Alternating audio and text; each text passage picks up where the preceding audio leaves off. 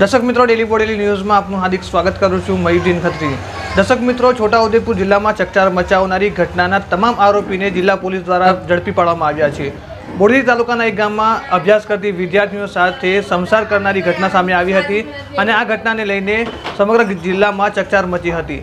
ઘટનાને લઈને છોટાઉદેપુર જિલ્લા પોલીસ દ્વારા અલગ અલગ ટીમો બનાવવામાં આવી હતી અને તમામ આરોપીને ગણતરીના દિવસોમાં ઝડપી પાડવામાં આવ્યા છે અને તમામ આરોપીઓને કોર્ટમાં રજૂ કરવામાં આવે છે. ખાસ કરીને જે રીતે વિદ્યાર્થીઓ સાથે છેડતી બનાવમાં સમગ્ર જિલ્લામાં ચકચાર મચી હતી અને તમામ આરોપી પકડાયા બાદ તેઓની ઓળખ પરેડ પણ કરવામાં આવશે. આ અંગે સીપીઆઈ એસપી વસાવા શું કહી રહ્યા છે, આવો જાણીશું. ગઈ તારીખ 2/1/2024ના રોજ કુંડિયા ગામથી જે કોશિંદરા ગામે સ્કૂલમાં અભ્યાસ કરવા આવે છે બાળાઓ, જે સ્કૂલ છૂટ્યા પછી પોતાના ઘરે જવા માટે કોશિંદરા ગામે સ્વામિનારાયણ મંદિર છે એની આગળ ઊભી હતી અને એમાં જે આ pickup van pickup van number છે જે 34T2530 જેના ચાલકો એમાં 6 જેટલા ઇસમો બેઠેલા હતા. એમને હાથ કરતા બાળાઓ પાસે જઈને ગાડી ઊભી રાખેલી અને એ લોકોએ બાળાઓને બેસાડીને આ કુંડિયા ગામ તરફ જતા હતા. એમાંથી કેબિન ઉપર બેઠેલો હતો અશ્વિન ભીલ કરીને જે છે એ કેબિન ઉપરથી નીચે ઉતરી અને એક જે 17 વર્ષની બાળા છે એમને હાથ પકડીને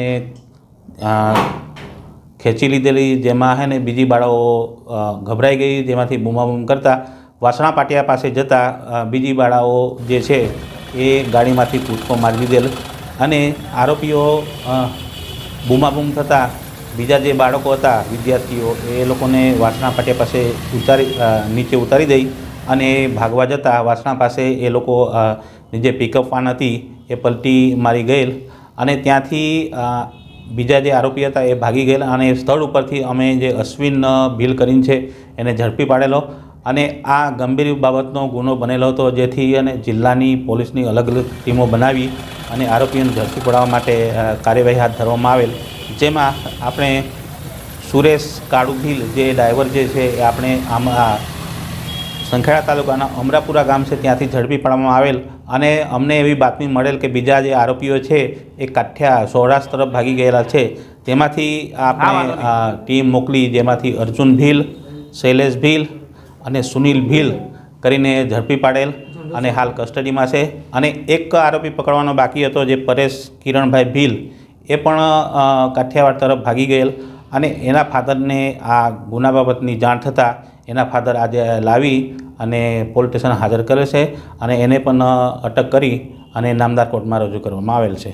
અને આ ગુનાના કામે જે બાળા પાસેથી ફરિયાદી પાસેથી લાલ પર્સમાં રૂપિયા હતા જે ખેંચી લીધેલા એ પણ અમે આરોપી પાસેથી પૂરેપૂરા રિકવર કરવામાં આવેલ છે. સાહેબ, અલગ અલગ કેટલી ટીમ બનાવી હતી, ખાસ કરીને જે અગાઉના જે આરોપી હતા એને કોર્ટમાં તમે રજૂ કર્યા તો કેટલા દિવસની રિમાન્ડની કોઈ તજવીજ?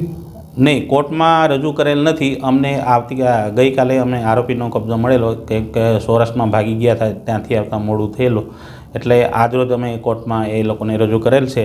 અને એમાં એક આરોપી જે સવારે પકડ્યો તો સુરેશ ડ્રાઈવર કરીને જે એને અગાઉ પહેલાં ફ્રેક્ચર હતું તો એને આ ગાડી પલટી મારી ગઈ. તે દિવસે બી એ ગાડી પોતે ચલાવતો હતો, એને હાથમાં થોડું ફ્રેક્ચર હતું એટલે અમે એને દવાખાને બતાવ્યું તો હાથમાં ફ્રેક્ચર હતું એટલે એને પાટાપિંડી કરવામાં આવેલ છે અને હાલ એને કસ્ટડીમાં લઈ લેવામાં આવેલ છે.